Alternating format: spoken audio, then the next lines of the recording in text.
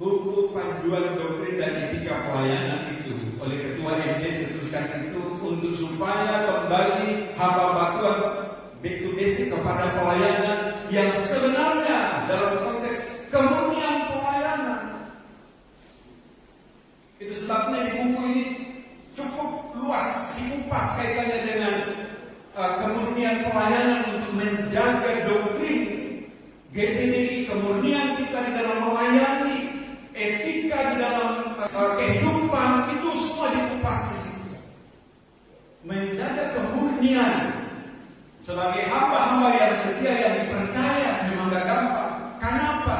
Karena kita sedang berhadapan dengan tantangan yang begitu berat sekali.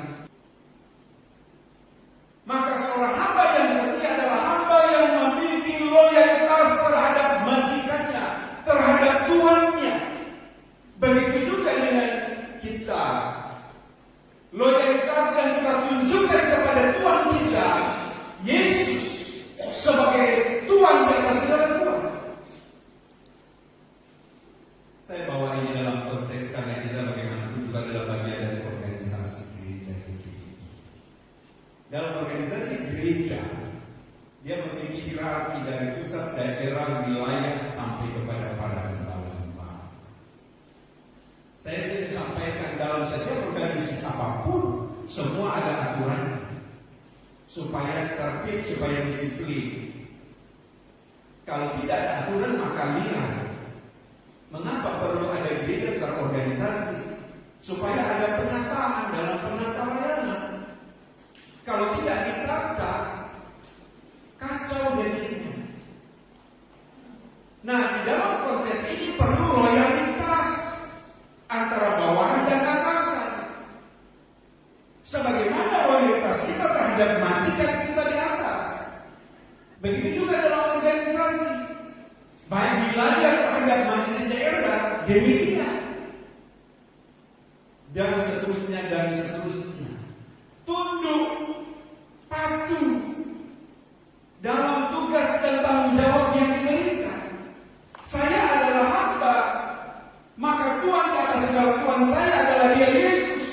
Saya tunduk dan patuh kepada Dia yang memberikan tugas dan tanggung jawab. Amin. Itulah hamba yang setia. Sehingga gak ada pemberontakan di sini, gak ada pembangkangan di sini. Dan puji Tuhan, di Jawa Barat dari periode ke periode ini tetap terjaga. Haleluya. Puji Tuhan. Ya, kita akui itu baik di tingkat wilayah, tingkat daerah maupun tingkat pusat skala nasional. Kita akui GPD secara nasional tetap eksis sampai sekarang dan konsisten komitmen di dalam kemurnian doktrin.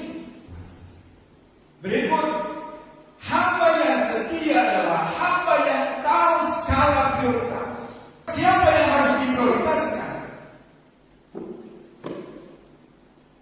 Kita melayani Tuhan, Tuhan yang menjadi skala prioritas.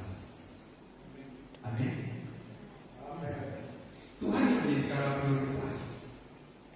Untuk Dia yang utama dan yang pertama. Itu hamba yang setia.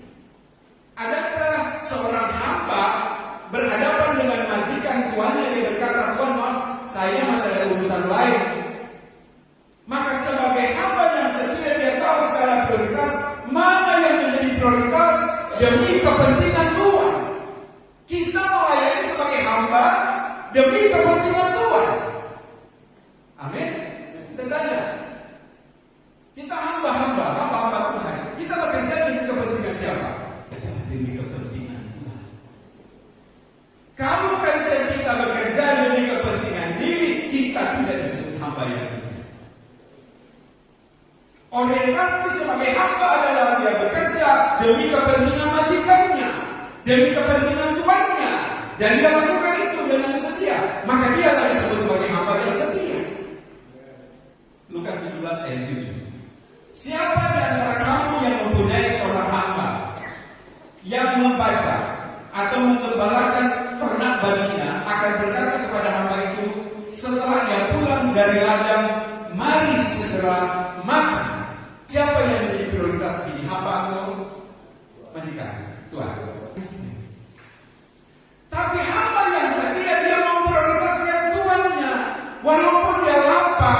walaupun dia capek, Tuhan yang didahulukan. Katakan amin. Iya, Tuhan yang didahulukan.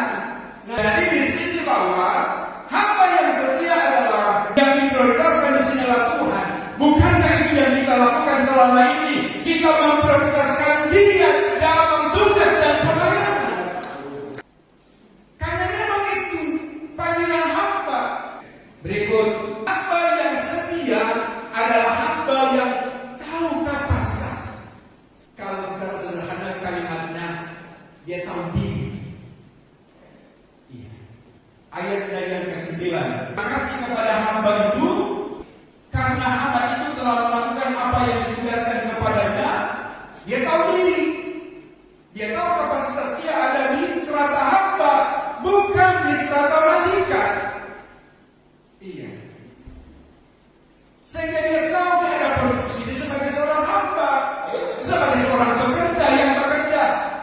Bekerja saja walaupun goreng. Sudah lapar saya ini, tapi Tuhan yang harus diprioritaskan, yang harus didahulukan.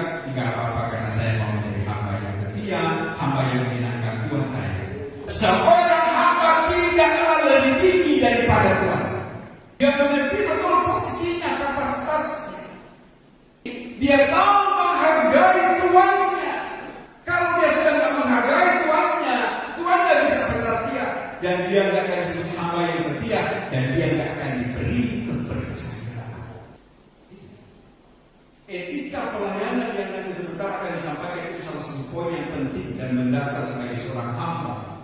Mengerti betul kaitannya dengan etika pelayanan, perilaku, sikap dan sebagainya.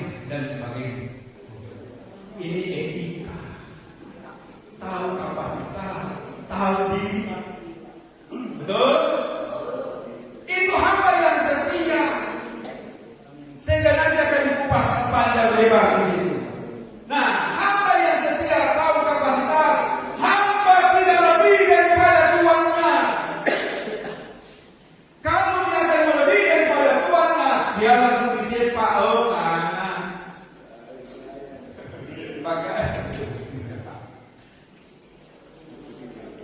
Lalu kemudian berikut,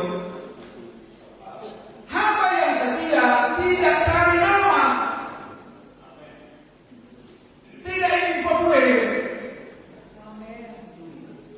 tidak mengeksplor diri. Saya juga tertuduh ini. Bahkan saya, tapi tidak apa-apa saja. Ya Allah.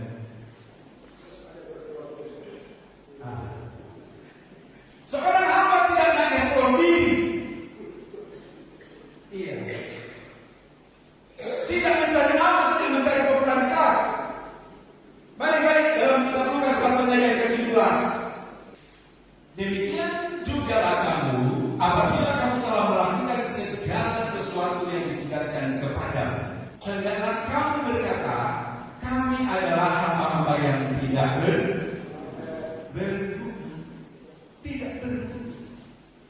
tidak berguna bagi dirinya, tapi bagi Tuhan dia berguna, karena dia mengerjakan pekerjaan Tuhan. Padahal di belakang ada yang capek sedang bekerja, lalu pagi subuh dia sudah bekerja. Yang dipuji Tuhan bukan pembantu. Di sini yang